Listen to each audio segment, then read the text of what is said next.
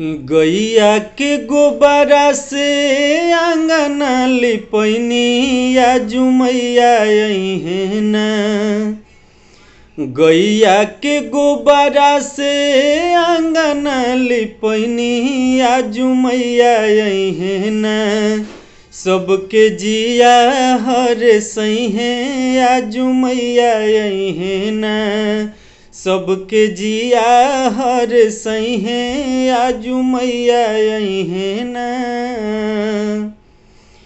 आज नवरातन के दिन हउए पहिला अइहे शैलपुत्री माई मन हरसेला।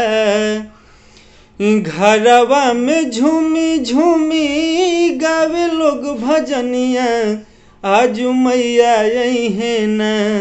आजू मैया अइहे ना।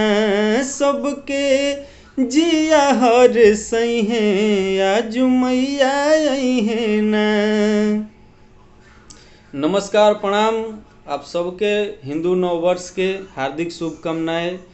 चैत नवरात्र के भी ढेर सारा शुभकामनाएं आप सबके माता रानी के आशीर्वाद मिलत रहे, सब मंगल होत रहे। जय हो।